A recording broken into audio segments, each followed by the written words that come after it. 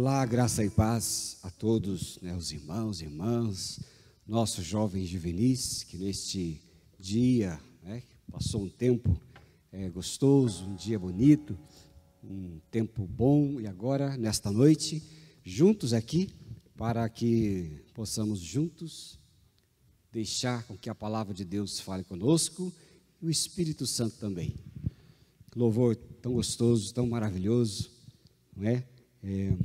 Deus tem me ensinado há muito tempo, quando nós amamos ao Senhor, não importa a quantidade de pessoas, tantas coisas, a presença de Deus, ela é conosco em todos os lugares, e não tem importância se estamos rodeados por uma multidão ou estamos com o Espírito Santo. Então, da mesma maneira que nós sentimos falta de tantos jovens juvenis aqui neste sábado, eu sei que também você, aí em casa, também sente um pouco de falta dessa comunhão gostosa que temos aqui, mas é o que eu disse, você pode sempre ter a companhia do Espírito Santo aí onde você está na sua casa, aqui onde nós estamos, em uma equipe de pessoas para levar esse culto até você, para tornar e edificar a sua vida. Então, nesse espírito, quero compartilhar com vocês acerca um pouquinho do discipulado. Eu vou ler com vocês, Mateus capítulo 26, versículo 69 até o 73. Este é um agrupamento de versículos que nós encontramos um tempo na história, onde Jesus foi já crucificado, e os discípulos de Jesus, eles foram espalhados. E ali estava então Pedro, naquele lugar, um lugar de conversa dentro da multidão, Se a gente pudesse contextualizar, aqui em Curitiba a gente tem a Boca Maldita ali, que é o calçadão da 15 de novembro, mas que nós crentes nos referimos à Boca Bendita, Então lá é a Boca Bendita, porque nós desfazemos em nome de Jesus toda maldição. Então era como se Pedro estivesse ali na Boca Bendita, e ali naquela praça, naqueles bancos, comentando acerca de Jesus e a sua ressurreição. Então diz assim: ora, estava Pedro assentado fora do pátio, e aproximando-se uma criada, lhe disse: também tu estavas com Jesus, o Galileu. Alguém chegou, aproximou e apontou para Pedro. Pedro, porém, o negou diante de todos, dizendo: não sei o que você fala. E saindo para outro lugar, foi ele visto por outra criada, a qual disse aos que ali estavam: este também estava com Jesus o Nazareno. Mas Pedro negou outra vez, com juramento: não conheço tal homem. Logo depois, aproximando-se os que ali estavam, disseram a Pedro: verdadeiramente és também um deles, porque o teu modo de falar te denuncia. Jeito de falar te denuncia. Olha só, que coisa interessante, É muito comum, as pessoas que convivem conosco perceberem que muitas das nossas atitudes são parecidas com atitudes, por exemplo, dos nossos pais, dos nossos pais, nossa mãe, as pessoas que vivem com a gente. O jeito de falar, às vezes o jeito de se vestir, às vezes o jeito de passar álcool gel na mão, passa igual ali, que nem a mãe, aquela esfregação toda. Às vezes o jeito de comer na mesa, e às vezes uma reação nervosa, igual do pai, igual da mãe, às vezes é igual daquele da tia, tio, da avó. Às vezes é o jeito de ficar alegre, de jeito de dar risada, Às vezes tem gente que ri igualzinho o pai, ri igualzinho a mãe, A gente não sabe. E já dizia alguém assim que a fruta nunca cai longe do pé, geralmente são meio iguais, mas é o jeito que a gente faz. As pessoas que estão perto de nós nos influenciam, deixa a gente meio parecido. Talvez era assim que estava acontecendo com o apóstolo Pedro.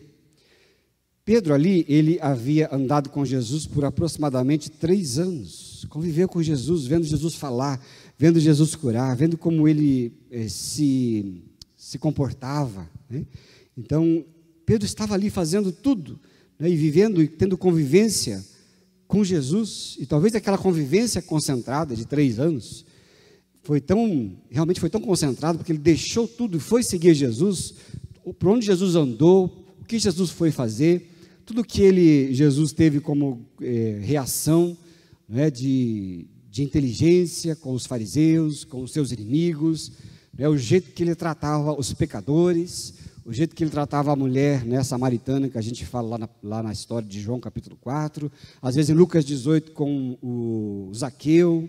Então, tantos lugares, né, Pedro estava vendo, ele era um dos discípulos mais amados que tinha ali, dos 12, né? Pedro, Tiago e João, eram os discípulos do coração de Jesus, e certamente Pedro via tudo isso. Então, quando Jesus havia morrido, os discípulos então se dispersaram, e Pedro estava ali, lá naquela boca bendita, um lugar onde muita gente conversava, falava do que tinha acontecido, e quando ele começou a falar, o seu sotaque denunciou, né? Então, diz aqui a Bíblia que nós lemos, quando aproximavam ali, disseram a Pedro assim: verdadeiramente você é um deles. Por mais que ele negasse, não conheço Jesus, não sei quem é, não estava com ele, porque Pedro estava com medo, afinal de contas, o seu mestre havia morrido, né, havia sido condenado injustamente, né, então se fizeram tudo o que fizeram com Jesus injustamente, quanto mais com os discípulos, né, que foram perseguidos. Então Pedro estava com muito medo.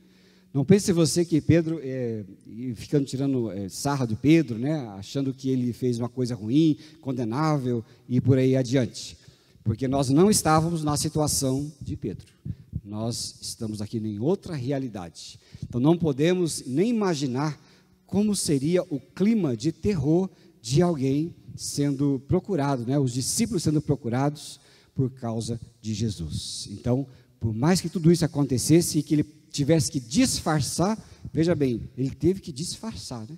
Esse disfarce todo, ainda alguém disse: você é sim discípulo, você fala igualzinho a ele, né? Às vezes a gente vê assim, a gente vê às vezes na igreja, né? a gente vê, esses dias eu estava conversando com a pastora Andréia, olha, tal pessoa, né, um pregadorzinho jovem, que eu até gosto de ouvir de vez em quando, tal pessoa é igualzinho àquela outra pessoa, que é um outro pastor também, que tem um renome aí no Brasil, mas eu falei assim, ele é simplesmente a mesma pessoa de camisa colorida, é igualzinho, né? Então por quê? Porque são influenciáveis. Às vezes tem cantoras, né? Teve um tempo aqui no Brasil, não sei se é a Carlinha, o pessoal aqui das músicas, o Valmir é um musicista de primeira categoria, mas ele deve ter ouvido falar, deve ter ouvido dizer, né? Muitas meninas ministram louvor e cantavam que nem a Valadão, né, a Ana Paula, né? Igualzinha, e tinha gente que imitava mesmo, para valer, né? Até os gemidos eram iguais, né? Ai, Jesus, aquela coisa, tudo era igualzinho. Aí, eu me lembro com uma amiga nossa, a Soraya Jun, que dizia: irmã, seja original, né? Deixa a original lá e seja original você. Mas, enfim, é um jeito das pessoas admirarem outras pessoas, não tem nada de errado nisso, né? Tem de errado quando você fica mesmo imitando, não é você, né? Porque a gente quer vocês, né? A gente gosta da Aninha cantando, da Júlia cantando, da Carlinha, do Gabriel tocando, gostamos deles, né? Porque eles são eles, então as outras são os outros, mas é um jeito da gente admirar e adquirir, né, características daquele a quem nós gostamos. Então, assim como os discípulos eram, aí sim nós não precisamos ser iguais, mas precisamos ter a essência de Jesus, porque ninguém será igual a Jesus, né? Ninguém, em tempo nenhum, espaço nenhum, nem as reações, nem os pensamentos, nem nada. Nós seremos nós. Eu serei o pastor Fábio, né? A Aline vai sempre ser a Aline, o João sempre será o João, com tudo que ele é, porém com as características dos mandamentos, das palavras, das reações do nosso mestre, que é Jesus. Então, discipulado, João colocou muito bem aqui no começo, é um momento em que a palavra e o Espírito Santo nos tornam parecidos com Cristo, não parecidos no jeito, na forma, né, na característica, não é essa aparência, mas é quando a Bíblia fala que nós nos tornaremos parecidos com Jesus, é na disposição de obediência, disposição de entrega, disposição para aprender e querer mais do que nunca ser, sim, né, da mesma linhagem do nosso irmão mais velho, que é Jesus Cristo. Então, Romanos 8, 29 fala assim, quero você que está em casa aí, não perde o foco não, né, não zapeia o celular não, fica aí no mesmo lugar, tente fazer esse exercício de concentração, porque a palavra diz assim, Romanos 8, 29, porque aqueles que já tinham sido escolhidos por Deus, Ele também separou, a fim de se tornarem parecidos com o seu Filho. Ele fez isso para que o Filho Jesus fosse o primeiro entre muitos irmãos. Olha, a palavra de Deus diz, Deus nos escolheu, nos comprou, Ele nos deu uma nova vida, nos adotou como filhos, nós somos todos filhos de Deus por adoção, por meio de Jesus, para que Jesus se torne nosso irmão mais velho e nós nos tornássemos cada vez mais parecidos com o seu Filho, né? Na aparência da disposição, do novo nascimento, que o Espírito Santo vai trabalhar em você, do jeito que você é, na sua personalidade, de forma que você vai crescendo cada dia mais com Jesus e adquirindo a essência de Jesus. Não a forma, não o jeito de ser e de falar, mas a essência de Jesus que nos torna filhos. Então, a convivência com Jesus nos torna parecidos com Ele. Sim, nas reações, no jeito de pensar e de obedecer à Bíblia. A nossa vida começa a vivenciar, então, essa palavra, a palavra que Deus em Cristo tem falado para nós, e o seu jeito passa a ser o nosso jeito. Assim como Pedro tinha reações muito parecidas com Jesus, e Jesus deixou marcas em todos os discípulos, assim também seremos nós, em nossa vida. Discipulado aqui é para que sejamos mais parecidos com Jesus. Então, esse discipulado que Jesus mostrou, que os discípulos viveram, ele é esse estilo de vida que caracteriza a vida de todos aqueles que estão comprometidos com o reino de Deus, que nasceram de novo e têm prazer de ser, né, filho de Deus, têm orgulho de ser filha de Deus, e fazem disso uma prioridade na sua vida, em cumprimento à vontade do nosso Pai que é Deus, o nosso Deus, o mesmo Pai de Jesus é o nosso Pai também. Ele é totalmente diferente do Pai terreno, não tem nada a ver com o Pai terreno, Ele é o nosso Pai que está no céu, que é o mesmo Pai que Jesus amou, que Jesus se entregou. Então esse modo de vida, ele é descrito principalmente no Sermão da Montanha, né? Sabe o Sermão da Montanha? Depois você vai ler Mateus capítulo 4, 5 e 6, você vai ver, né, como Jesus está ensinando os seus discípulos. Um tempo atrás eu fiz um exercício, o exercício é assim, eu pensei, eu imaginei, de vez em quando você tem que fazer uns exercícios assim. Eu imaginei Jesus, eu sentado, e Jesus sentado próximo de mim, e eu comecei a ler Mateus, né, capítulo 5, 6 e 7, e eu fui lendo Jesus falando, bem-aventurado é aquele, né, que anda no meu caminho, bem-aventurado é aqueles que são perseguidos, bem-aventurado, e foi falando as bem-aventuranças. Eu fiquei imaginando Jesus como um mestre me ensinando, Jesus como um mestre falando para mim aquilo tudo, e eu como discípulo aprendendo de Jesus. Então, discipulado, segundo a Bíblia, é estar sentado aos pés de Jesus, tendo um Pai de quem você se orgulha, que é Deus.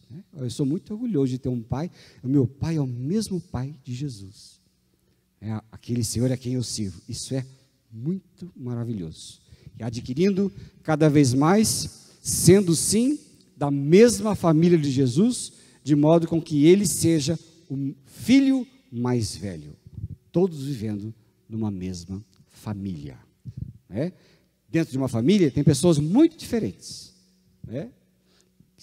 Algumas pessoas aí, talvez aí você na sua casa pode perguntar aí para sua mãe, para o seu pai, quantos filhos o seu avô, quantas filhas seu avô, sua avó tiveram, e vai falar, geralmente lá um pouco mais para trás era 5, 4, 6. Esses dias alguém disse para mim que tinha uma família que tinha 12.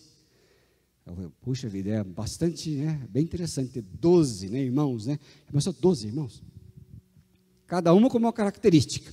Um grita, um é quietinho, outro fala mais alto, outro fala baixinho, né, outro obedece, outro fala para o pai. O pai e a mãe dizem assim, lava aquela louça. Ele falou, tá bom, vou lavar. E não lava. A outro filho, né, não precisa nem falar, lava aquela louça. Ele fala, não vou lavar nada. Quando a mãe e o pai vê, já está tudo lavado. É tudo diferente, né? Então cada filho de um jeito. Assim nós somos na família de Deus. Filhos que têm um irmão mais velho que é Jesus, mas somos uma família grande, com jeitos diferentes, porém a essência é a mesma, né? Por mais que os filhos sejam diferentes, o que o pai e a mãe ensinou, o que vive-se na família, todo mundo vive. Todo mundo tem o mesmo pensamento, vive igual. Alguns dão uma desviada para lá, para cá, mas no fim das contas acabam voltando para os mesmos princípios. Então o discipulado também, né, aqui vou dizer mais uma coisa, o discipulado nos concede, assim como a família toda pensa, discipulado nos concede uma vida, segundo Jesus, uma vida de santidade. O que é vida de santidade? Será que é eu ser um extraterrestre que não vive neste mundo? Será que é isso?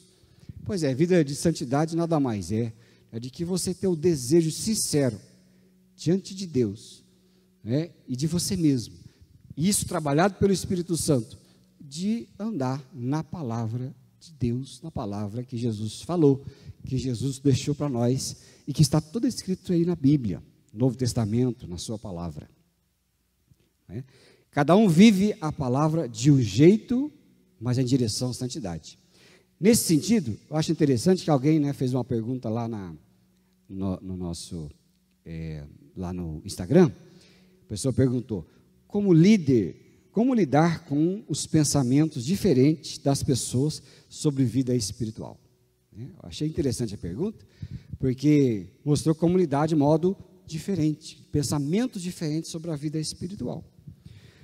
Na verdade, eu creio firmemente que é respeitando e pedindo a Deus que nos mostre a verdade, né, o jeito de ser. Se este pensamento espiritual for diferente, errado, que Deus mostre para as pessoas que estão pensando de forma errada, contra a palavra de Deus. Se sou eu o problema, às vezes a pessoa pensa diferente de mim, e eu acho que eu estou certo, mas eu estou errado. Se eu estou errado, que Deus me mostre a forma de eu pensar e de viver. E o mais importante, né, é saber que cada pessoa tem a sua forma diferente de viver a espiritualidade. Você tem que saber o que é primário e o que é secundário. Por exemplo, aqui tem 8 pessoas, né? Aqui tem 8 pessoas, 9 comigo. Nós, 9, temos a espiritualidade e temos um jeito de ver a vida, né, espiritual. Às vezes, o que algum de nós vive, forma de viver, é diferente da minha, mas não significa que está errado. É a forma de viver. É que nem Jesus, os 12 discípulos tinham 12 características diferentes. Cada um era de um jeito. João era amoroso, Pedro era esquentado, né? Tiago era aquele que ensinava. Enfim, cada um tinha um jeito diferente de viver a espiritualidade. Às vezes a espiritualidade de Pedro de ser estourado não significava que ele estava errado, mas era o jeito de ele se expressar, não tinha outro jeito de se expressar. Então, às vezes, nós temos que ver isso, né? Se a minha espiritualidade ela é negociável ou não é negociável. Tem coisas que é inegociável, que é a palavra de Deus. E tem coisas que é negociável, que é o jeito de eu viver a minha espiritualidade. Tem uns que oram gritados, outros oram baixinho. Tem alguns que pulam na hora do louvor, outros ficam assim bem corridinho. Enfim, são o jeito de viver a espiritualidade. Algumas pessoas acham, né, lidam com as coisas no trabalho, na escola, no mundo, elas lidam diferente da sua espiritualidade, mas às vezes ela é sim alguém que está prezando pela palavra de Deus, mas ela só se expressa diferente, não significa que ela está errada. Quando as pessoas estão erradas é quando a palavra de Deus não está sendo vivida por esta pessoa. aí realmente é Deus mostrando para a pessoa como ela deve ser transformada, ser mudada, né? Então, às vezes é assim. Mas um pensamento muito interessante é que, como eu disse, lá em 1 Tessalonicenses 4, versículo 7, fala assim: porquanto Deus não nos chamou para a impureza, e sim para a santificação. Todos nós temos um caminho de santidade, só que às vezes o nosso jeito de expressar, ou como diz aqui, né, o nosso jeito de lidar com a vida espiritual é diferente dos outros, mas é a nossa espiritualidade, é a nossa vida. Agora, a santidade mostra a característica do discípulo de Jesus. Todo discípulo de Jesus e discípula anda em santidade, porque a santidade ela se mostra no nosso estilo de vida, não é? Nosso estilo de vida. Quem aspira uma vida espiritual autêntica, mas não deseja passar por nenhum tipo de privação da carne, viverá sempre triste e infeliz, porque a nossa espiritualidade, o caminho da nossa para a santidade, ela é muitas vezes um dizer não para o mundo que fala sim para o diabo, e nós falamos não para o diabo. O mundo que fala não para a palavra de Deus, e nós que falamos sim para a palavra de Deus. Isso nos traz sofrimento, isso muitas vezes nos trazem, né, discriminação, né? Você tem medo de falar que é crente para os seus amigos na sua roda de escola, de trabalho, né? Às vezes a pessoa sai lá no grupo de trabalho, né? Por exemplo, você jovem, né, que está fazendo estágio, aquela coisa toda, lá no estágio tem um grupo de pessoas do estágio lá que sai à tarde, convida você para sair, vão lá, sentam, né, e começam a beber. Aí você fala assim: meu Deus, se eu não beber, né, o que vai acontecer comigo? Vão me discriminar. Ora, aí é o momento de você exercer a sua posição. Você está lá, né, você está naquele lugar, mas você prefere coisas sãs, mas você, com o seu testemunho, você pode indicar que você serve a um Jesus, né? Não bebendo, não entrando na onda dos outros por causa do medo da discriminação, porque quando você quiser ter o caminho da santidade, você vai ter que passar por algumas privações e alguns desconfortos em relação a outras pessoas, né? Porque você tem princípios que não são negociáveis, né? Então, deixar a grosseria nas conversas, a malícia dos pensamentos, não é? Nós metodistas, né, nós somos aqueles que somos abstêmios ao álcool, porque sabemos que ele é uma desgraça para muitas pessoas, não é? Então, deixar a vantagem própria, não ser corruptos, não ter, né, tantas coisas que o mundo tem e a gente prefere não ter, porque optamos pelo caminho da santidade. Então, por isso que o Senhor declara que qualquer pessoa que deseje ser parte do seu grupo de discípulos deve estar disposta a transitar pelo mesmo caminho percorrido por Jesus. Por isso que lá em Lucas 14, 27 fala que quem não toma a sua cruz não é digno de mim. Tomar a cruz é tomar posição desconfortável, né? Às vezes neste mundo que nos pressiona, em caminho da santidade. Em caminho e santidade eu prefiro sempre a palavra de Deus, não importa o que os outros vão dizer, nós temos que ser referência para os outros. Quando você é referência para as pessoas que não conhecem Jesus, você mostra ser um verdadeiro discípulo e discípula de Jesus Cristo, não é? E aí você honra ao Senhor, sabe? Então essa é uma característica que nós temos, não é? De discipulado, de ser um discípula de Jesus também. E também, quero destacar para vocês, que o discipulado nos chama para relacionamentos. O discipulado é relacionamento. Eu, vocês com os amigos uns com os outros, e assim por diante. Então, o discipulado chama relacionamento, porque é um ajudando o outro a crescer. Eu quero dar 2 exemplos para vocês. Primeiro é o exemplo de Barnabé, e depois o exemplo de Paulo. Só para vocês se situarem, Barnabé foi alguém usado por Deus para levar Paulo para Cristo. E depois Paulo levou Timóteo e assim muitos outros. Vou ler aqui Atos 9, verso 27, que fala assim. Presta atenção, que é bem legal a história, né, de conversão dos primeiros discípulos. Mas Barnabé, tomando-o consigo, levou aos apóstolos e contou-lhes como ele viu o Senhor no caminho e que este lhe falara, e como em Damasco pregara ousadamente em nome de Jesus. Então, Barnabé tomou Paulo consigo, levou para os apóstolos e mostrou a experiência que Paulo teve, né, que na época não era Paulo, mas ele então colocou o apóstolo Paulo, que antes era Saulo, no meio dos discípulos para crescer juntos. Então, imagina, se Barnabé tivesse desistido de Saulo, nós não teríamos hoje o Paulo. Disseram que Jesus inaugurou o cristianismo, mas o apóstolo Paulo organizou o cristianismo. É bem interessante isso. Então, esse teólogo grande da Bíblia, do Novo Testamento, que é Paulo, né, que Jesus incumbiu de explicar o Evangelho a todo mundo lê as cartas de Paulo. Então, ele é assim, né, relacionamentos. Então, a gente sabe que no nosso ano, nós estamos também, né, promovendo relacionamentos, estamos desafiando muitos jovens juvenis a participarem de um grupo pequeno para que vocês possam juntos, né, compartilharem, possam juntos crescerem e estudar um pouco a palavra de Deus, ter intimidade uns com os outros para perguntar alguma coisa que você não gostaria de compartilhar com membros da vida da sua família, mas com um amigo, às vezes você se sente mais confortável, para perguntar acerca de Jesus, da sua palavra, enfim, tantas coisas, né? Perguntar o que é pecado, o que não é pecado, tantas coisas. E isso a gente sabe que nós crescemos através dos grupos pequenos, que são muito importantes, né, para o nosso crescimento. Aqui outro exemplo agora Paulo, né? Eu falei de Barnabé, agora Paulo. Diz assim lá em 1 Timóteo, capítulo 1, verso 1 e 2, que fala assim, olha: Paulo, o apóstolo de Cristo Jesus, pelo mandado de Deus, nosso Salvador, e de Cristo Jesus, nossa esperança, a Timóteo.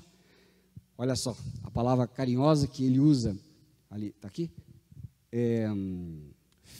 Verdadeiro filho na fé. Né? Verdadeiro filho na fé. Graça e misericórdia e paz da parte de Deus e Pai do nosso Senhor Jesus. Paulo também, fazendo o que Barnabé fez com ele fazendo a mesma coisa com Timóteo. Fez a mesma coisa, pegou Timóteo, anunciou a palavra. Timóteo tinha uma família já, né, que estava caminhando no Evangelho, e Paulo já começou a ensinar, começou a tirar dúvidas de Timóteo, começou a produzir em Timóteo um espírito de liderança, e Timóteo foi crescendo. Timóteo foi um daqueles pupilos, né, do apóstolo Paulo, e ele então foi tomando parte ali da fé, naquele relacionamento. Então, Barnabé fazendo discipulado, né, com Paulo que foi reproduzindo o discipulado com o Timóteo, e Timóteo foi ajudando a crescer outras pessoas. Discipulado é quando você e eu ajudamos outros a caminhar com Jesus, certo? Então, quando Paulo ouviu esse testemunho sobre Timóteo, lá nos cristãos na época, ele pediu que o rapaz o acompanhasse no resto da viagem. Paulo levava Timóteo para viajar com ele, e Timóteo se tornou o auxiliar do apóstolo Paulo durante o resto da vida. Então ele foi visto por este irmão mais velho como filho na fé. É um relacionamento de discipulado. Discipulado é junto, andar junto, fazer crescer uns com os outros. Agora, lembre-se que eu disse para vocês no começo, que o objetivo do discipulado não nos tornar parecidos uns com os outros, mas nos tornar parecidos, todos nós, com Jesus Cristo, certo? Então, eu vou repetir, o objetivo do discipulado é não nos tornar parecidos uns com os outros, mas para que todos nós nos tornemos parecidos com Cristo. Uns com os outros, nós nos ajudamos mutuamente para sermos, cada um de nós, mais parecidos com Jesus. E para isso, nós contamos uns com os outros. Então você pode contar, né, com os amigos, com aqueles que você tem mais intimidade, mais afinidade, né, nos grupos pequenos. Agora, às vezes você também não tem, né, às vezes, o tempo, disposição, ou por algum motivo de um grupo pequeno, é importante que você eleja, pergunte para alguém mais maduro na fé como são as coisas, porque o discipulado se dá quando você tem um entendimento e um relacionamento de confiança com outras pessoas também. Ninguém foi feito para viver sozinho. Nós não gostamos de viver sozinho, né? Essa pandemia que está aí está mostrando isso. Nós não gostamos de viver sozinhos, né? Nós não sentimos bem ficando presos em casa. Muitos jovens, juvenis, mulheres, idosos, eles estão doidos para voltar para a igreja. Por quê? Porque a convivência da igreja, que é um grupo de irmãos e irmãs reunidos para crescer, ele é muito importante. Nós vemos os outros e nos somos estimulados pelos outros. O que os outros fazem, somos estimulados, né? Eu quero tocar, cantar como Ministério de Louvor. Por que você tem esse desejo? Porque ao ver as pessoas fazendo, você tem estímulo de fazer. Eu quero orar, quero ler a Bíblia, eu quero pregar como aquele irmão, aquela irmã lá. Você faz isso como? Por que você tem esse desejo? Porque você vê outras pessoas também fazendo. E no discipulado é assim, você vê outras pessoas crescendo e te ajudando a crescer. Então, isto é discipulado, quando você tem esse desejo de ser mais parecido com Jesus e conta com outras pessoas para te ajudar nesse processo de crescimento, sabe? Então, eu quero concluir com você assim. Lembro de John Wesley da Igreja Metodista, foi o fundador do metodismo, né? Ele não foi fundador da Igreja Metodista, porque o Wesley nunca teve uma igreja metodista. Ele morreu pastor da igreja dele oficial da Inglaterra, que era a igreja anglicana.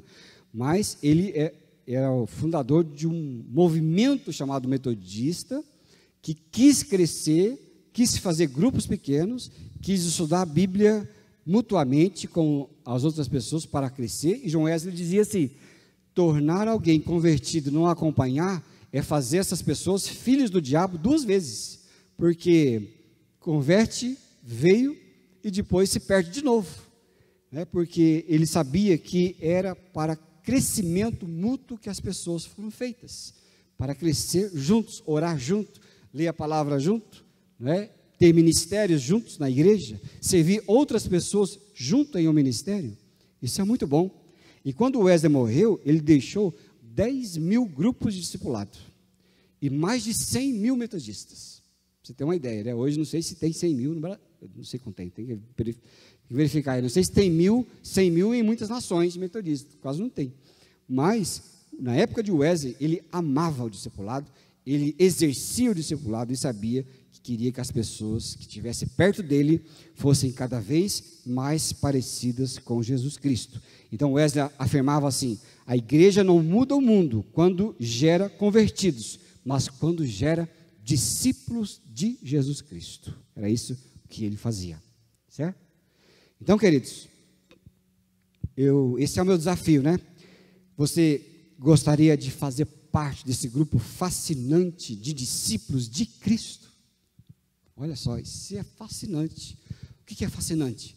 É fascinante quando você olha para Jesus, o que ele era, o que ele fazia, o que ele falava, e você tomar uma postura e dizer: eu quero ser discípulo de Jesus. É um projeto magnífico, é uma coisa tremenda, sabe? Porque ele te chama para ser e fazer parte de uma vida separada, para ele ter comunhão uns com os outros e crescendo uns com os outros. Qual vai ser o resultado disso? O resultado disso é uma vida longa e feliz. Feliz apesar de todas as circunstâncias, porque a felicidade não depende de circunstância. A felicidade, ela vai além das circunstâncias. Tem gente com circunstâncias muito favoráveis que são muito infelizes, e tem muitas e muitas pessoas em circunstâncias muito desfavoráveis, mas que são muito felizes. Então, isso traz, como diz a Bíblia, uma promessa de uma vida longa e feliz.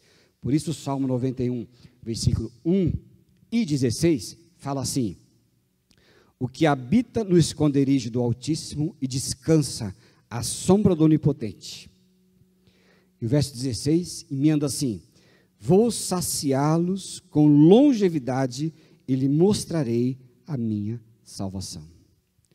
Quem é discípulo de Jesus, discípula de Jesus, é presenteado com felicidade e longevidade.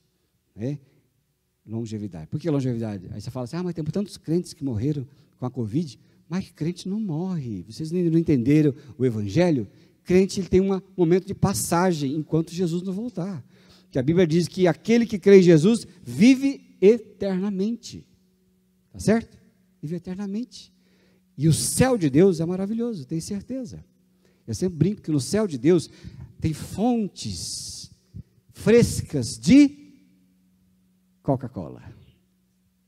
De coca, gente, de coca que não engorda, de coca que não aumenta o colesterol, de coca que não aumenta essas coisas ruins que a gente desenvolve aí ao longo da vida, sabe? Ali é maravilhoso.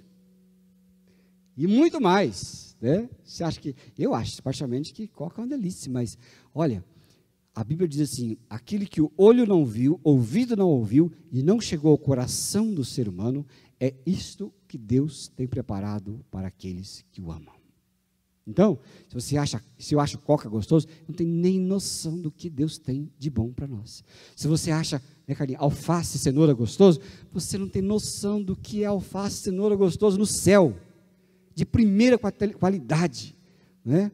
Então, estas, né, eu gosto de brincar, mas é uma brincadeira mais ou menos séria, é o que Deus tem preparado para os seus discípulos e discípulas.